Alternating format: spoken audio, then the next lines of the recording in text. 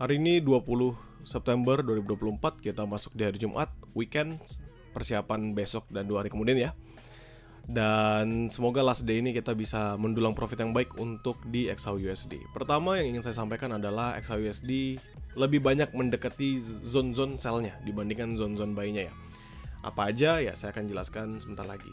Yang hapus dulu, kita pindah dulu ya. Awal ke Saxo kita ngomongin daily kita ngomongin dari pembentukan yang terjadi ya. Teman-teman bisa perhatikan di sini. Ya, ini adalah PDH PDL yang sebelum-sebelumnya sudah di break. Saya hapus dulu aja. Kita ngomongin dari area yang jauh-jauh dulu. 2547 dengan ini ya. Ada di 2600. Itu dulu. Ya, 2547 sama 2600. Ini adalah PDH PDL yang belum dimakan. Selanjutnya di mana ini? Ada di 2594.89 atau 2595 kita boleh ya. Buletinnya 2595 aja ya. 2595 PDH. PDL-nya nggak usah dibahas karena masih jauh lah. Kita ngomongin yang dekat aja. 2595 2600. Berarti ini bisa ngebentuk area supply zone yang signifikan banget ya. Area supply zone yang signifikan banget. Still bullish ya. Saya kemarin kalau misalnya teman-teman nonton video yang kemarin yang saya upload di YouTube, saya punya conviction dia strong dan saya punya keyakinan dia rebound melanjut menuju 2580. Ternyata dia strong, sekarang udah di 2592 ya.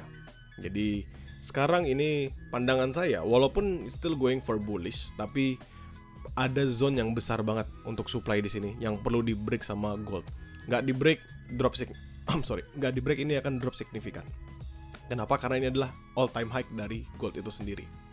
Tetapi jika 2600 yang hancur atau di breakout, maka next stop gold minimal ke 2610, 2620, bahkan bisa sampai 2650. Next stopnya ya.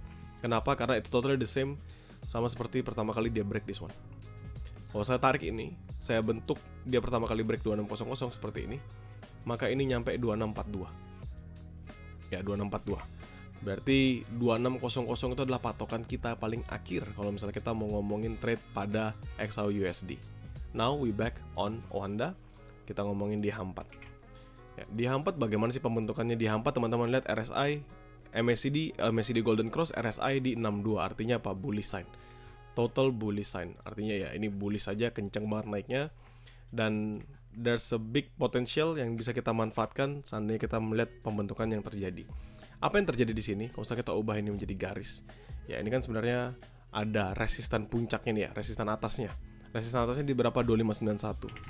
Sih, kelihatan nggak teman-teman sekalian? Ini, this one. Ini saya paskan aja deh. Nah tuh. Nah, 259 ini 2591.8, 2592 lah ya saya tulisnya. 2592. 2591.8. Jadi 2592 ini adalah resistannya di H4. Ya, resisten saya bilang ya, resisten dari true resistennya. Kalau misalnya kita ngomongin pakai candle ya beda, karena ada bukan volatility sih, lebih ke arah tails ya. Ada pembentukan tails, dia pernah hit area lebih tinggi. Di berapa area lebih tingginya itu sebenarnya? Ada di 2594.759 atau kalau kita buletin jadi berapa? Betul, 2595. Jadi kalau saya ditanya area sell yang bagus mana? Ya ini, 2592, 2595 awalnya. Ya. Jadi ini yang bisa dimanfaatkan teman-teman untuk nge-sell. Selama apa? Selama nggak di break. Simple. Karena seandainya ini dia nggak breakout, nggak mampu untuk hajar atas, ya nggak mampu banget untuk bisa close di atas. Minimal banget ya. Minimal maksimal ini dia drop ke 2570. Jadi around 200-an pips bisa dia drop seandainya strong nahan 2595, 2592. Kenapa ya? Karena ini adalah retest area terakhir sebelum dia masuk ke all time high-nya lagi. Oke. Sekarang kalau kita ngomongin di kaki-kakinya, ini kan ada beberapa kaki-kaki yang terbentuk ya. Kalau misalnya kita ngomongin basically secara closingannya ada di 2576.5 atau saya bulatin jadi 2577 aja ya, 2576 lah, 2576. Jadi minimal banget, seandainya dia nggak berhasil breakout aja ini ke 2576. Itu pandangan saya. Jadi walaupun conviction saya baik itu di H4 di daily adalah bullish, tapi there's a big potential akan ada retracement dulu. Karena cukup sulit nih untuk breakout. Tetapi jika dia berhasil breakout, misalnya 2595 dia break, 2600 dia break, itu teman-teman tutup mata klik buy. Karena dia hanya akan nge-hit another all time high. Saya bisa pastikan itulah. 80% lah, jangan terlalu pasti, 20% saya sisakan buat error yang lain. Now, kita ngomongin dalam time frame H1, area tempat kita trading. Kita ngomongin highest levelnya dulu deh. Highest levelnya di mana? Tentu 2595, teman-teman sendiri bisa perhatikan. Ya, 2595, 2592, lebar ya teman-teman ya. Ini adalah area sell.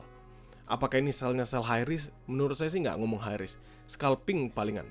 Tetapi, kita bisa manfaatkan terus-menerus untuk bolak-balik. Sampai kapan? Ya, sampai 2595-nya di breakout.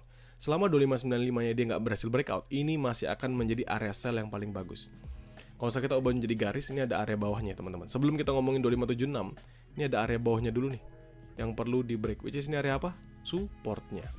Berapa area supportnya? Ini kalau misalnya kita ngomongin area supportnya aja di 2587. Kalau kita ngomongin sampai area-area bawah dia makan, yaitu sampai di 2585.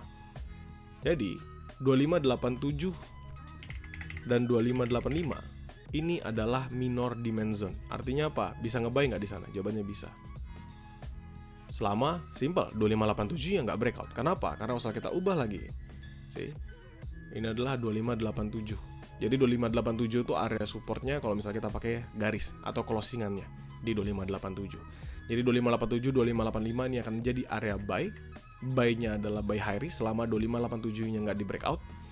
Sampai dia break this level. Seandainya dia break this level, maka ini tinggal sell continuation. Karena pasti strong momentum untuk melanjutkan penurunannya.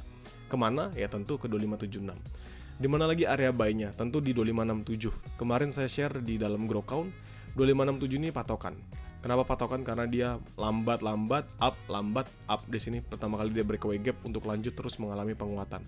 Maka kita bisa patok 2567 sebagai salah satu area untuk trading kembali. Ya, walaupun kalau misalnya kita ubah jadi garis, kita bisa ngeliat di sini juga ada kan 2576 sampai ke 2574. Tapi ini saya marking aja dulu. Nanti kalau misalnya ada momentum untuk masuk, saya akan hajar di sana. Begitu. Yang penting teman-teman tahu 2576, 2575, 2574 itu ada zone juga. Yang penting adalah 2567, 2587, 2585, 2595, 2592 sampai ke 2600. Ini area teratas. Break area ini teman-teman nggak ada lagi ngesal. Karena nggak bisa. Sama seperti ketika break ini. Bisa nggak nge-sell di sini? Tentu bisa di 2535. Tapi apakah dia close-nya bearish drop ke bawah? Nggak. Terus sampai atas sini. Ya. Artinya ya teman-teman nggak ada, there's no big chances lah kalau misalnya mau nge-sell. Kalau mau nge-buy masih banyak. Begitu. Dan hari ini kalau misalnya kita ngomongin secara news, if there's any news, itu sebenarnya nggak gitu banyak ya untuk USD sendiri. Ya untuk USD-nya nggak ada malahan. See? Jadi ya kita manfaatkan basically secara technicality. Ya kita manfaatkan basically-nya secara technicality yang ada pada XAUSD. Dan ini adalah the best hal yang bisa dilakukan. So teman-teman, semoga membantu untuk mapkingan ini. Teman-teman nanti sesuaikan dengan metode trade yang teman-teman jalankan. Nothing to be worried about. Setiap hari Jumat saya selalu share mapkingan ini di dalam grup grow count dan juga grup publik. Jadi teman-teman yang di publik juga bisa merasakan apa benefit dari grow count. So thank you buat teman-teman sekalian.